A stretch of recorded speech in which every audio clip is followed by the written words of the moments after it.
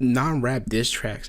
There's another one that comes to mind too. It's called "I Love Your Girl" by The Dream. That's a diss track too. That I don't know who he was dissing, but if a singing nigga made a diss track called "I Love Your Girl," Nick, you had your fun. I've come to kick you in your sack of junk. Nick, in your sack of okay, bro. I like old school Eminem, bro. Sometimes that nigga be saying anything. The worst part of a diss track is when it's an actual hit song. A diss track that actually slaps. Yeah, nigga, we have the box. Yo, there's never gonna be another Kanye ever, bro. Because why did he do this? they were eventually able to patch it up. That was until Kanye put out the song "Famous." Oh yeah. He made that bar about Kanye's a trip, bro. Kanye's a trip. Racist against rappers, they all look the same to him. They used to beg him not to egg him on Halloween. He told him holler back with the suede Pumas, Dollar Green. Nah, I mean, heat it up till the temperature tarball. Y'all just gawk like gargoyle. Time to make a YouTube video, baby. The craziest non-rap diss tracks of all time. Now, I love me a good diss track. I love rap. I love hip-hop. I love all of that. Non-rap diss tracks, like honestly, the first to come to mind is "Obsessed," like with Mariah Carey. You know that "Why you so obsessed with me, boy, I wanna know, lying that you're sexing me when everybody knows." Excuse me. "Obsessed" by Mariah Carey is the first one that comes to mind when I think of non-rap diss tracks. But to be honest, Eminem did kind of respond back and just completely clean her cheeks out. So I'm not even, you know what I'm saying? There's another one that comes to mind too. It's called "I Love Your Girl" by The Dream. That's a diss track too. That I don't know who he was dissing, but if a singing nigga made a diss track called "I Love Your Girl," the entire block has to get like desensitized, bro. Like I can't even think of a word to describe it. No problem, Brody. Typically, when you think of a diss track, you think of a rap song. Yeah. Whether it be "Ether" by Nas, "Hit 'Em Up" by Tupac, "West Side is the click we claim." "No Vaseline" by Ice Cube, or most recently, "Not Like Us" by Kendrick Lamar. Oh yeah. I need to edit my chat, bro. You can't see it. The screen gets dark. This is why sometimes it can be a little bit jarring when a non-rap artist, whether it be Taylor Swift or the Beatles, releases their own version of a diss track. So Taylor Swift and the Beatles dropped a diss track. I gotta hear this. I literally have never heard this. Join me today as we look into some of the craziest non-rap diss tracks of all time, starting off with "Obsessed" by Mariah Carey. I already beat you to the punch, buddy. Quick, I wanted to say I thought it'd be fun to look into some songs that aren't rap songs but are still dissing other artists with some cool stories. And this is low key pop singers be having the craziest beefs. You know what I'm saying?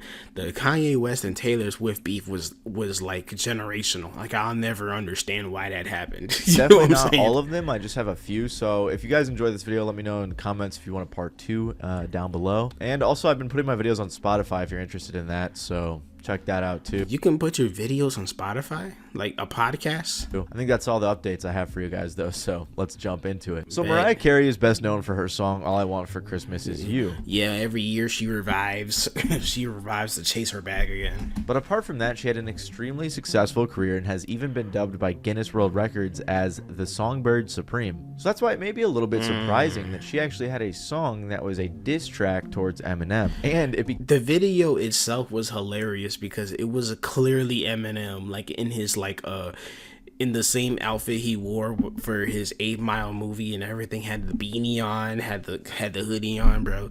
Like it was ridiculous. I'm sure he's gonna show clips of it, but it slapped. "Why you so obsessed with me, boy, I wanna know," became one of her biggest songs. It all started in 2001 after the two were working together on her album Charm Bracelet. Eminem eventually claimed that a romantic relationship developed for a few months, which Mariah denied. Then in 2002, Eminem mentioned her on the song Superman, saying, 2002? Oh my god, bro. "What you trying to be, my new wife?" I never actually knew why the beef started, so Eminem just randomly decided to say that him and Mariah was smashing.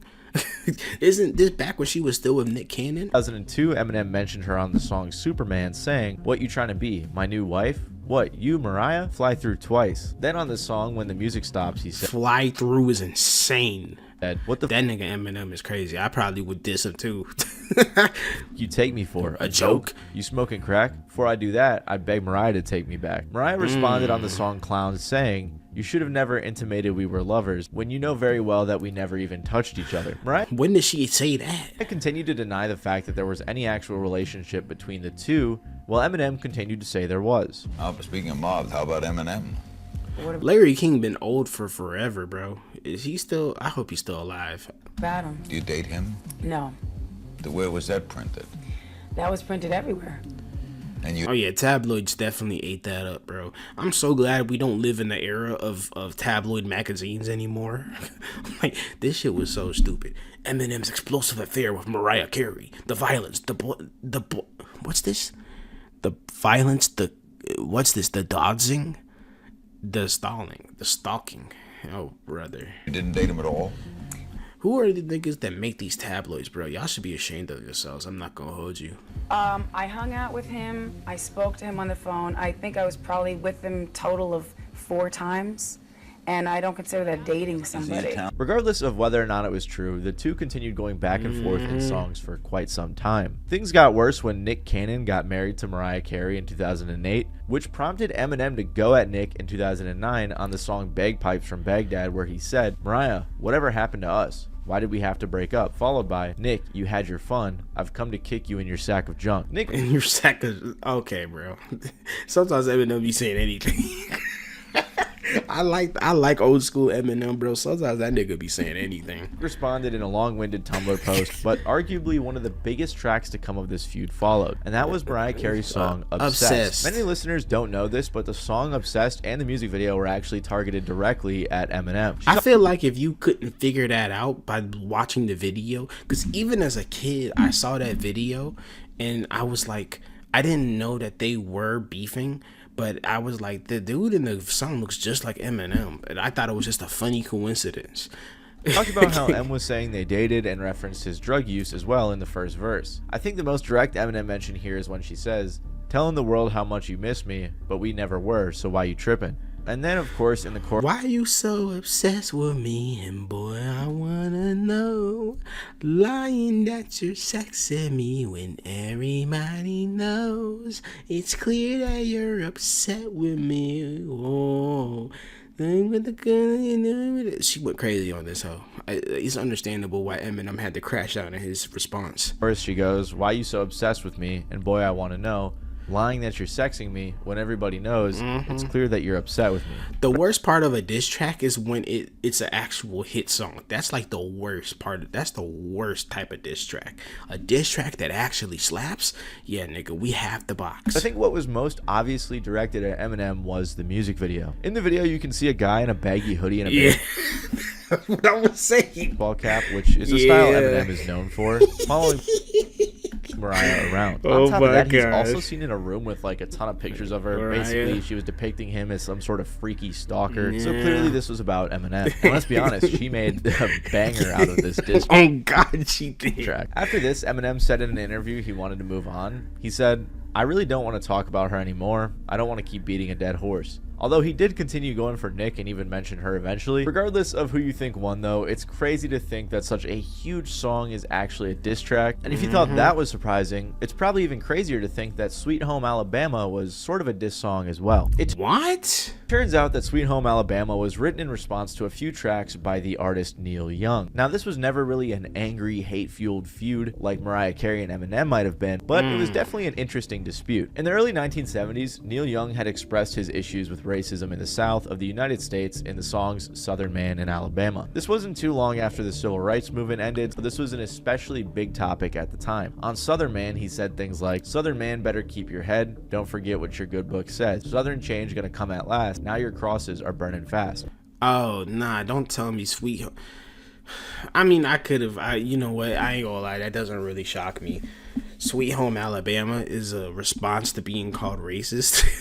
On Alabama, he said, "Windows down in Alabama, see the old folks tied in white robes." Because of this, the band Lynyrd Skynyrd wasn't too happy, so they decided to write the track Sweet Home Alabama in response. which becomes a bit more clear when you look at the lyrics in detail. In verse 2, they say, "Well, I heard Mr. Young sing about her. I heard old Neil put her down. I hope Neil Young will remember, a Southern man don't need him around anyhow." And I think the message that they were going for in this song is that a true Southern man is against racism, and they weren't too happy about Neil Young generalizing the entire South. I can respect that. I can respect that as a guy that as somebody who's growing up who lives in the South. Yeah, not everybody is racist. The ones that are, they don't typically hide it too well. So it's not like it's like a surprise. You know what I mean? I got a hair in my mouth. This is further backed up in the third verse when they say they are openly opposing one of Alabama's racist governors. Although, to be fair, the guitarist who said he co-wrote the song contradicted this claim, instead saying he supported the governor, so who really knows? Like I said though, while they disagreed, eventually I still like a couple little Leonard Skinner songs though. Lead singer of Leonard Skinner, Ronnie Van Zant, said that there was no actual beef. He said, "We wrote Sweet Home Alabama as a joke. We didn't even think about it. The words just came out that way. We just laughed like hell and said, ain't that funny? We love Neil Young. We love his music." So, as many fans tend to do, the vicious feud between Neil Young and Leonard Skinner. I didn't... definitely over-speculated at the time on how big of a divide there was between both Neil and Leonard Skinner. Ronnie told me that Neil Young and Ronnie were going to get together and write a song, but Ronnie was killed, and so they couldn't. I get goosebumps thinking about the song that Neil and Ronnie would have written. I knew. What? Ronnie Van Zant, leader, was one of 6 killed when a plane chartered by the band en route to concert in Greenville, South Carolina, ran out of gas and crashed. What? He died in a plane crash? I swear I didn't know this. I knew Ronnie, and I knew that Ronnie loved Neil Young. It's as simple as that. He respected him as a singer, songwriter. He was just addressing the one issue, which is don't blame all Southern men for a few that have racist views. Yeah. Years later, Ronnie had tragically passed away in a plane crash, along with other members of the group, so they were never fully able to resolve what the public thought was a feud, or at least get the chance to collaborate. Rest in peace for real. I didn't know that. A band called the Drive-By Truckers actually wrote an entire song called Ronnie and Neil, explaining the misunderstood friendship between the two. In 2012, 35 years later after Ronnie had passed, Neil admitted that he didn't like the lyrics of that song and how he was sort of generalizing the entire South. He said, "I don't like my words when I listen to it. They are accusatory and condescending, not fully thought out, and too easy to misconstrue." I can respect that. I mean, what he's saying wasn't wrong in terms of, like, there's not any racism in the South or anything, but, you know, I understand the sentiment of not wanting to generalize everybody because of some bad apples. Like, I can respect that. After the tragic plane crash, Neil even played Sweet Home Alabama at some shows to pay tribute to Ronnie and the others who passed away. So clearly there weren't too hard of feelings over what some people have labeled the biggest diss track of all time. And What? Well, it might not have technically been a diss song, it definitely has an interesting, deeper meaning that a lot of us probably weren't aware of. But one thing that Taylor Swift fans are definitely aware of is her feud with Kanye and the Kardashians. Yeah. This ongoing feud between I didn't know she dropped a diss track, though. Taylor Swift and the Kardashians has resulted in quite a few diss songs from Taylor Swift, which to some may be quite surprising. But what probably isn't surprising is that it all started because of Kanye. Yeah, that don't surprise anybody. Swift and Kim Kardashian used to get along pretty well, with Kim saying that she was a big fan. Of course, though, Kanye famously interrupted Taylor's speech at the VMAs years ago. Look at the way she's biting her lip. So thank you so much for giving me a chance to win a VMA award. Yo, Taylor. Yo, there's never gonna be another Kanye ever, bro. I'm telling you, there's never gonna be another Kanye. Because why did he do this? I'm really happy for you. I'm gonna let you finish. But Beyonce had one of the best videos of all time. Why did he do this? I still don't. I agree with him, but I don't understand why he did this. Like, one of the best videos of all time. There's never gonna be another Kanye, bro. This is before he went the crazy Hitler route.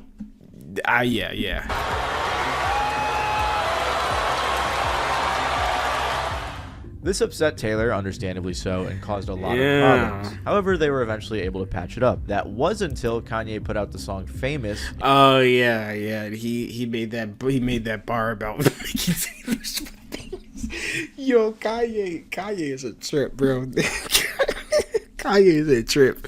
This is prime Kanye time right here. This is back when like you could still love his music and not have to worry about his personality. You could just say, look, you know what I mean? 16, where he said, "I feel like me and Taylor might still have sex. Why? I made that bitch famous." Yeah, that was crazy. That's that's a crazy bar, Kanye. Kanye claimed that she knew about this line and that they had a phone call where they discussed it and she said it was cool. But then a representative for Taylor claimed that that wasn't true. So Kim Kardashian stepped in with an interview with GQ saying she totally approved that. She totally knew that that was coming out. She wanted to all of a sudden act like she did. "I swear, my husband gets so much for things when he really was doing proper protocol and even called to get it approved." But why put it in though? Like you didn't. Okay, And Kanye. Kim posted a video of the conversation between Ye and Taylor. It wasn't the full video, but it did show them talking about the "I might have sex still" line or whatever. Taylor got pretty upset at this, quickly responding. I mean, yeah. Taylor, if you were lying and you were just lying, I don't know what else to tell you. Saying, "Where's the video of Kanye telling me he was going to call me that bitch in this song? It doesn't exist because it never happened. Of course I wanted to like the song. I wanted to believe Kanye when he told me that I would love the song. I wanted us to have a friendly relationship. I would very much like to be excluded from this narrative, one that I've never asked to be a part of since 2009. This led to Taylor releasing her own diss track in 2017 called "Look What You Made Me Do."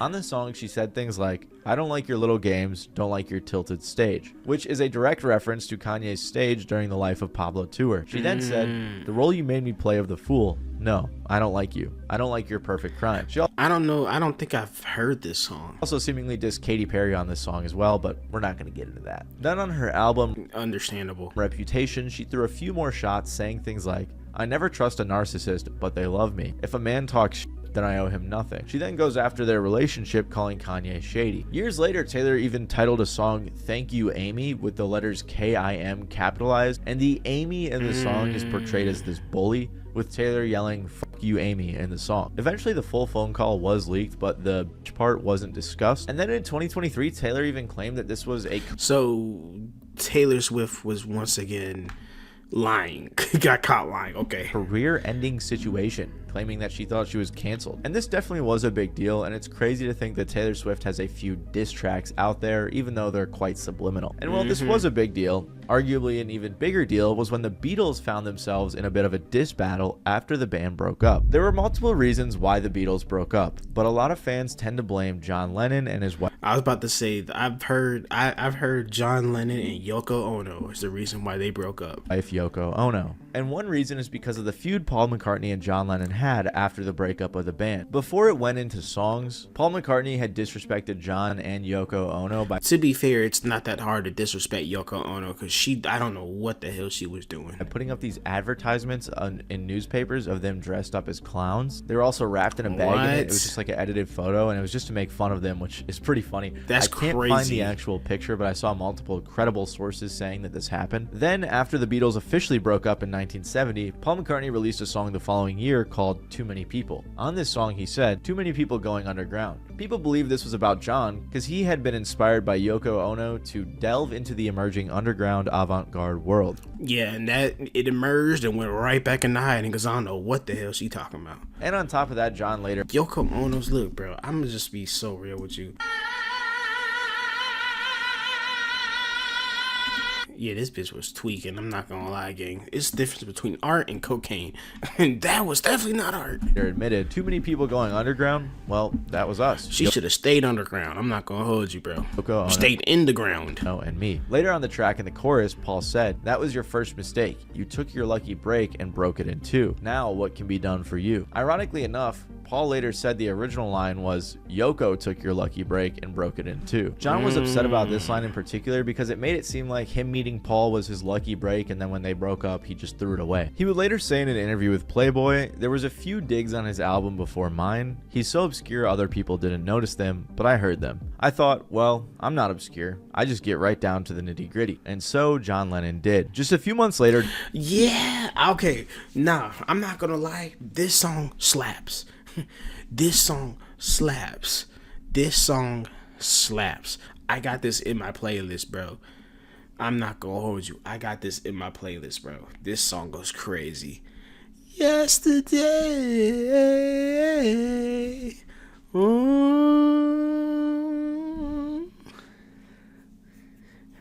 How do you sleep at night? Yeah, no, he went crazy on this. I'm not gonna lie.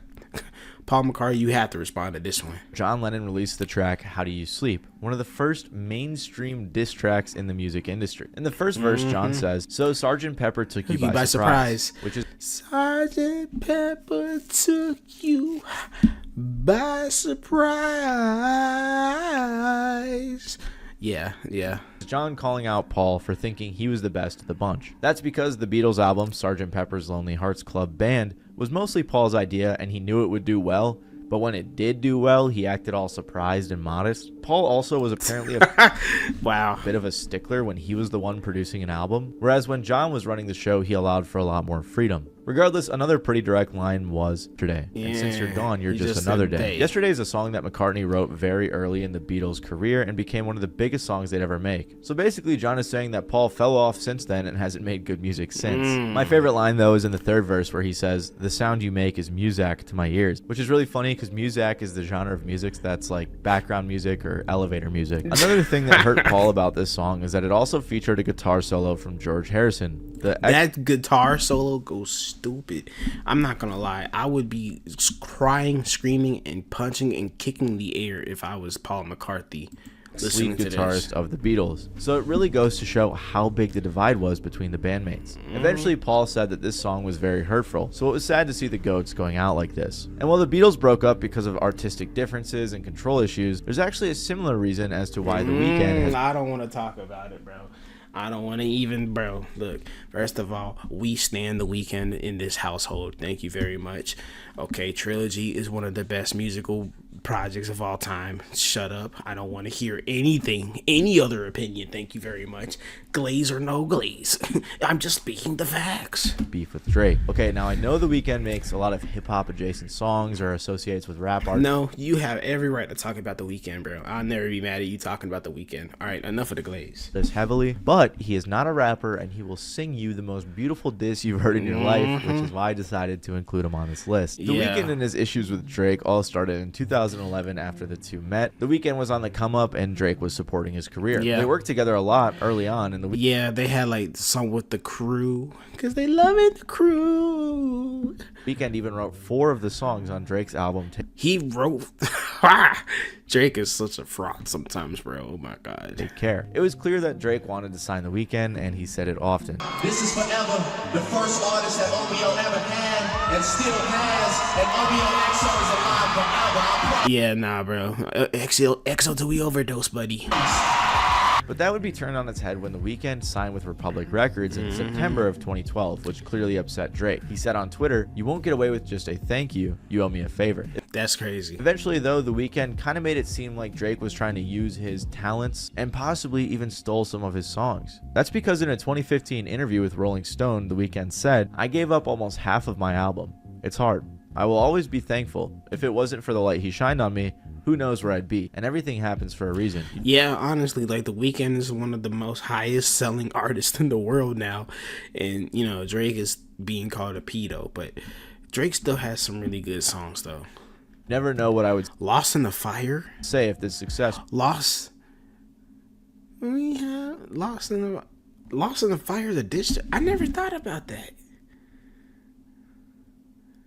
Wow. Wasn't in front of me now. Then to top off this drama, Drake started dating The Weeknd's ex-girlfriend Bella Hadid. Then The Weeknd got back with her. I didn't know all this. Or after that. So clearly the two are. What? How do you let my op if you date my op, you're done. Artists had a couple of reasons as to why they might have some sort of anger towards one another. There was a moment in 2017 where it seemed like they were cool again, but some stuff must have continued going on behind the scenes, because in 2019, The Weeknd took to his music to diss Drake. In his song Lost in the Fire with just self-esteem, this song goes stupid. he said, "And I just want a baby with the right one." Oh, yeah. Yeah, and I just want a baby with the right one. I just want a baby with the right... Because I can never be the one to hide one. Yeah, no, that made me realize, no, I knew about this. Yeah, I knew about this. This was crazy.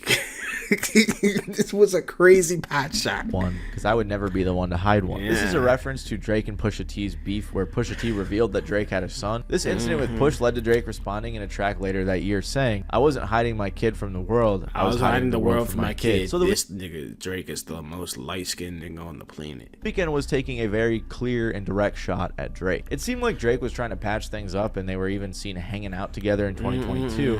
But then in 2023, Drake dissed The Weeknd back by saying, "My playing P&D in them shorties don't listen to The Weeknd." Okay, bro. You bitches playing P&D while snorting some booger sugar. And right after this, the big rap, Kendrick versus Drake, rap civil war, all that stuff started to take place. Metro Boomin and Future released 2 big diss albums towards Drake, and The Weeknd had quite a few features. Oh, yeah. Weeknd had to drop on. The Weeknd had to hop on that. The most direct line was on the song All to Myself, when The Weeknd said, "They could never diss my brothers when they got leaks in the operation. I thank God that I never signed my life away. And we never do the big talk. They shooters making TikToks. Got us laughing in the Lambo." This line references a few things like OVO affiliates spilling the beans to Pusha T about Drake's son, and how The Weeknd is glad he never signed to OVO. Yeah. And the reason I had to include him in this list is because if you listen to the songs, it's just so funny hearing him sing these beautiful disses to Drake, which is quite unconventional, because normally you want to sound tough, or you gotta do one about the dream when he did the "I Love Your Girl" song. That shit is crazy. aggressive, but that's not how The Weeknd does it. Drake actually made fun of this later on the song Family Matters, saying, "Knew it was smoke when Abel hit us with the serenade. He said, almost started reaching for my waist." Yeah, no, nigga. Yeah, get this corniness out of my screen, bro. Drake Drake absolutely can rap circles around a lot of people. Ghostwriters or not, the dude can definitely rap, make good music, make some hits. Let's stop it there. let's not talk about Drake being a thug when he was playing a handicapped kid. You know what I'm saying? Back under Grassy. Boy, you ain't reaching for nothing in your waist unless it's to take off your belt. A few more responses, but the only one I want to highlight here is where he said, "Weeknd's music getting played in all the spots where boys got a little more pride." So yeah, I had to include The Weeknd on here. You don't think nobody in them gay clubs is playing Drake? Come on, gang.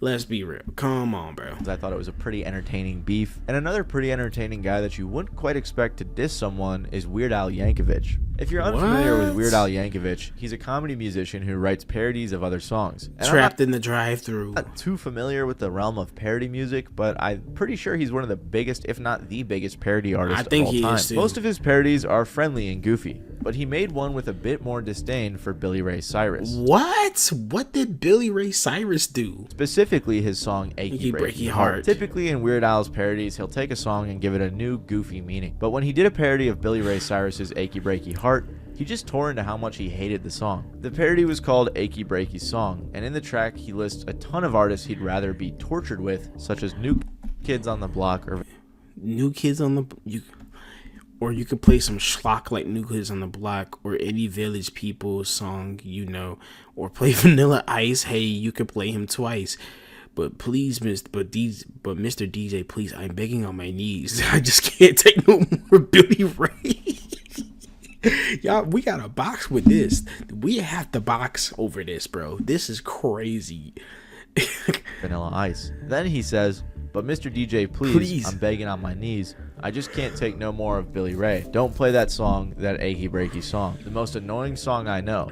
And if you play that song, that Achy Breaky Song, I might blow up my radio." This is insane, bro. That's just... What? I've never heard this, bro. Later in the song, he says some more artists he'd rather listen to, and that he'd rather have someone scrape their fingernails on a chalkboard or tie him to a chair. Oh my god, bro. Kick him down some stairs. Fans have said things like, "It cannot be overstressed how much sheer radio play the awful original got. And Al is 100% spot on here. You could not escape this song. I can believe that, honestly. Well, don't you break my heart. My achy breaky heart. Yeah, I'd probably get pissed off by that too. It was just everywhere, all summer, every store and loudspeaker and group function. So this is like one of like the most direct examples of a song getting extremely overplayed. Okay, understood. Seemingly had to play it twice an hour at minimum. Weird Al did note on the album this song was on that the song was very mean-spirited, so all of the proceeds would be donated to the United Cerebral Palsy Association. That's why we fuck with Al. That's why we fuck with Weird Al, bro. He's a real dude. The original songwriter of Achy Breaky Heart, Don Von Tress, also said that the song was overly mean-spirited. Funnily enough, though, years later, Billy Ray did this terrible, even worse remix with a rapper named Buck22, and the Achy Breaky 2 genius description of the song is, "The song you never wanted to hear is here. The end of music is here." So while there isn't too much to this story, it's funny that the usual I low-key want to listen to it. Goofy and happy Weird Al had such a problem with this song and made such an aggressive song towards Billy Ray. However, Weird Al was still having fun on his track. But Sabrina Carpenter was actually pretty upset with her fellow pop star Olivia Rodrigo in her diss song. I don't know either one of these people. I know I've heard the names. I don't think I've listened. If I've listened to any of their songs, I don't know. This is like super hyper pop to me. Like this is like, you know what I'm saying? This is all the way over there. Drama between Olivia Rodrigo and Sabrina Carpenter all started over a love triangle with fellow singer and actor Joshua Bassett. And I'm sure all of you guys wanted to hear about a love triangle today. Basically, when Olivia Rodrigo co-starred alongside Joshua Bassett on High School Musical, fans noticed, oh, she's from High School Musical? That they kind of liked each other. And then they stopped posting together. And then he started posting with Sabrina Carpenter. So obviously, yeah, a little bit of drama going on. Fans are like, why are you guys talking to the same guy? This is when Olivia dropped her song Driver's License, which was a huge smash hit and went 6 times platinum and broke a ton of records. But fans also pointed out some lines that were allegedly directed at Sabrina, saying, "And you're probably with that blonde girl who always made me doubt. She's so much older than me. She's everything I'm insecure about." Listeners instantly connected the dots because Sabrina is blonde and 4 years older than Rodrigo. Apparently the original version was going to say brunette instead of blonde, but then it was changed because a producer said it was better for syllables and whatever. Yeah, I think that was the fun part about kind of finishing up the song with Dan, is getting his opinion on like little things like that. But no one really accepted this excuse and figured that it was just a diss at Sabrina. Joshua Bassett also put out a song kind of in response to all the lie this, but no one really cares about him. But people really care. I like how direct he is with it. About is when Sabrina eventually put out a song called Skin. And in the end of the first verse, Sabrina says, "Maybe then we could pretend there's no gravity in the words we write. Maybe you didn't mean it. Maybe blonde was the only rhyme." And her new boyfriend Joshua also supported this song on his social medias. However, Sabrina quickly took to social media to dispel the rumors that this was 3 million likes. Jesus. Yeah, this is like, I'm not gonna lie, this is like a whole different realm. Should I like look? If you made it this far in the video, I'm gonna ask you specifically, should I like start looking into more pop? I genuinely just never, I don't know, pop has just never really interested me. I don't hate pop, I just never really been that interested in it. Like this is my first time seeing what Sabrina Carpenter physically looks like. I didn't know she looked like this. Written in response to Driver's License. But when you look at both songs right next to each other and the diss lyrics, it's pretty obvious that they are. And during an interview with Ryan Seacrest, for some reason, he asked Sabrina Carpenter about the song's inspiration, where she attempted to put all the rumors to rest. There are rumors that it is a response to a lyric in Olivia Rodrigo's song Driver's License. Is that true? Is there any validity to that? I mean, it's also just not my place to say. I think a lot of... Okay, bro. This is why we need to leave dissing to the people who aren't afraid to stand on it. Don't drop a diss and then try to act like you didn't just diss somebody. That's the biggest pet peeve of mine. Don't drop a diss and then act like you didn't know you just dropped a diss. That pisses me off so much, bro. Okay. People were sort of pointing fingers. And so at the end of the day, like, I was dealing with what I was dealing with internally. And the only way I ever know how to deal with things is to write about it. I mean, like, I literally write about getting sued. So, like, I don't know why it came such a shock to people, but it definitely was something that, you know, in this day and age and what everyone's going through in life right now, I've dealt with this experience over and over and over again of people trying to get to me and me allowing myself to let them get to me. And that's getting under your skin. Exactly. Girl, you just said a whole bunch of nothing. Never mind on the pop suggestion, bro. I think I'm good. Yeah. So, I mean, it's funny because a lot of people are I like, can't stand people who can't stand on what they say. well, isn't that defeat the purpose? And I was like, no, I mean, it genuinely, like, things do get under my skin. Things have. And that was kind of why I felt the need to write the song. And I'll be honest, this beef to me is a lot less interesting. However, I know a lot of pop fans are out there, so I wanted to put this in here for you. And it is a pretty big deal. I mean, they are two of the hugest pop artists in the game, so crazy they had a little diss battle. If you like this video, you might like my video about some of the biggest marketing fails in the music industry. We don't want to talk about French Montanas. They must have amnesia. No, nigga. We just been aware. Where Taylor Swift and some others had some cool promo ideas that resulted in them getting trolled pretty hard. Anyway, though, if you enjoyed the video, please make sure to leave a like and even consider subscribing. Good shit. How am I not subscribed to MattyBallz? I feel bad, bro. Really good video. Love that. Yeah. You know what? I'm not gonna hate too much on pop. That's just yo. The quickest way to get under my skin is to drop a subliminal about somebody, or drop a diss about somebody, and then I don't know what you're talking about. That's, bro, stand on what you just said. Otherwise, your diss doesn't even like qualify anymore. To me at least.